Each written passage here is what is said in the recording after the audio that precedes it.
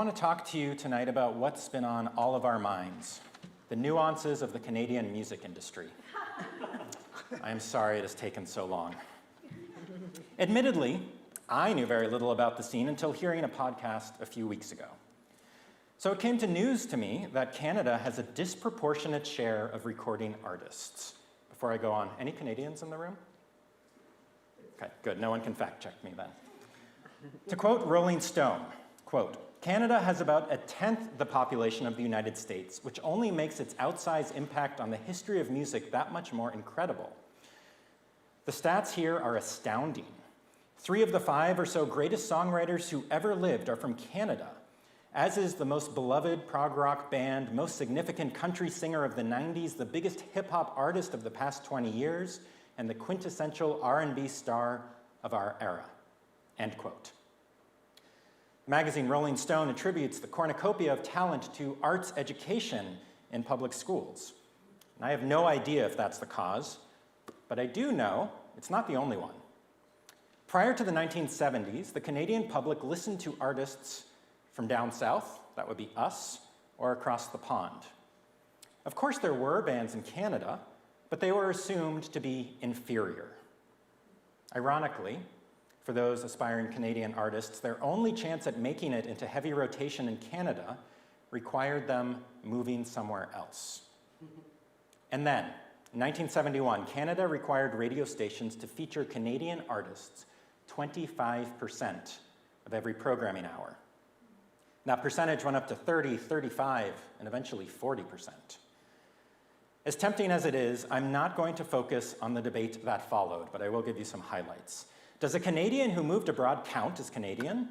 What if only one member of a band is Canadian? What if all but one member of a band is? Does it matter if it's the songwriter or the lead singer? This is downright Talmudic. All of this had to be decided, truly decided, right? It's a system, and ultimately it was, through a classification system with the acronym, and I am not making this up, MAPLE. Anyway, it's what happened next that I find so interesting. We'll get back to that. This week marks the start of the book of Deuteronomy, the final book of the Torah. In the first chapter, 17 verses into the first chapter, Moses instructs the judges among the people, quote, "You shall not be partial in judgment.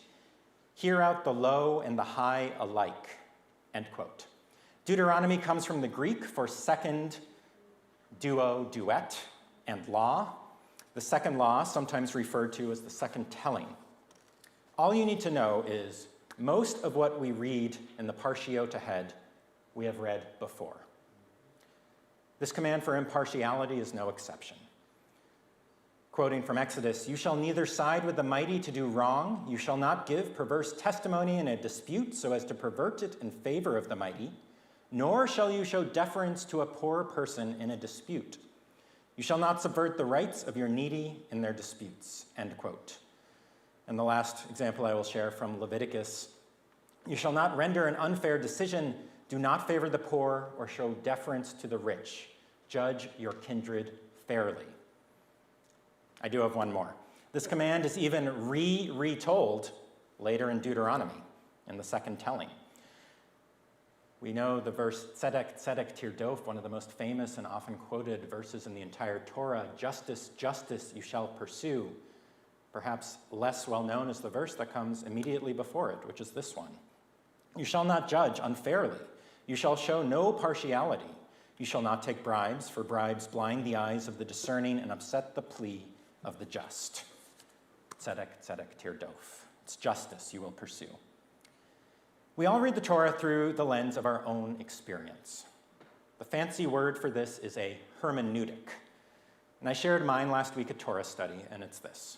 Whenever the Torah tells you not to do something, particularly when it tells you multiple times, well, I see that as a clear indication that that is exactly what people were doing at the time the Torah was written. By way of a modern example, when it comes to speed limit signs, there are exponentially more that show the maximum speed allowed than there are the minimum speed. And that should tell us what is the bigger problem. So when the Torah commands judges repeatedly to remain impartial, well, we we can appreciate it was as hard then as it is now, all the more so when justice is meted out by non-professional juries, often doing this for the first time. Other Jewish texts glean other sources of potential injustice. The Mechilta teaches if you are judging a dispute between two people, one of which is a pillar of the community and the other is a scoundrel, that is of no relevance before you. And I'll share a personal example. Years ago, riding my motorcycle through Los Angeles traffic, I was sideswiped by a car and suffered significant injuries as a result. In fact, a doctor once told me, "You will never be able to run a mile again." And the good news is, I couldn't do it before the accident, so joke's on him. In the early stages of litigation, because of course this would be litigated, my lawyer called me excitedly. "Great news," he said. "That other driver, 10 years ago, he was charged with murder and he was convicted of manslaughter." Great news indeed. While beneficial to my case, it made me feel deeply uneasy. Why would that be relevant to a traffic accident? We settled out of court. As Nahama Leibowitz notes in her commentary, the judge has to limit considerations to the parties standing before them in court and take no account of a person's past, but weigh up the matter objectively on the basis of the facts presented to them. And it's not hard to come up with the ways the rich and powerful benefit today in our justice system. While sure, reputation alone might sway some people, some judges, really what I think it comes down to is their ability to hire lawyers, to hire subject matter experts, to hire jury selection specialists. That is a job, and on and on. The poor and weak litigant, long before the opening statements, is already far behind. Harder to understand, though, is the other side of these commandments. That is, do not show deference to the poor, to the weak. It's hard to imagine how or why one would. Or maybe some of you can see where this might be going, and I'll give you an example. Imagine an eviction trial. A wealthy landlord with dozens, maybe hundreds of units versus an almost homeless family. Regardless of the facts of the case, whether the tenant violated the terms of the lease or not, we can see how the judge might be sympathetic regardless of the facts. I am no judge, but I can only imagine how hard it would be to decide such a case. And in a case like this, you might believe the just resolution is to rule against the landlord and save the family from being kicked to the curb, no matter the facts. So what would be the problem with doing that? Counterintuitive as it may seem, at least in the rabbinic view, it destroys human dignity. Just as it doesn't feel like justice when one litigant has unlimited resources in order to present their case, it's also unjust if another is given undue deference simply on account of their circumstance. Should they prevail, they will know, along with everybody else, that they received an advantage that they did not earn. The judge, the entire system, loses its credibility and its moral authority. And similarly, when judges do judge impartially, the litigant knows that they won their case because the facts were on their side and nothing else.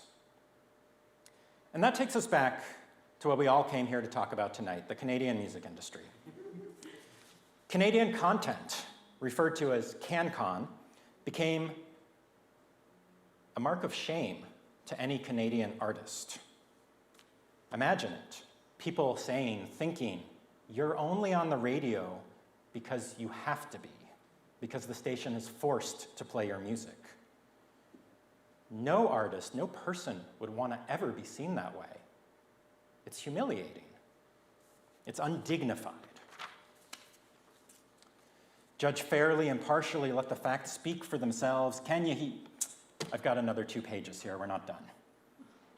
And a quick aside, because I did promise to wrap up the CanCon and it doesn't fit anywhere else. CanCon goes against the spirit of letting the facts speak for themselves, except it worked. It's how Canada nurtured and grew its music industry. The more successful artists meant the more record producers, the more venues, the more opportunities, and ultimately the more young kids who decide to pick up a guitar. Had Justin Bieber been born in Winnipeg in 1960, he would still be there. along with my uncle. Hi, Anjay.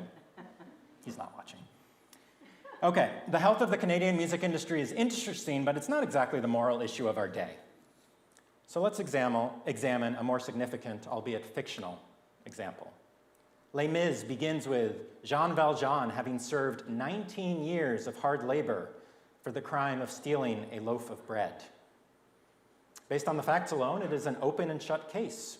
He stole something that was not his, and he was sentenced for the crime. Simple. It is irrelevant that his motivation for the theft was to feed his sister's starving children.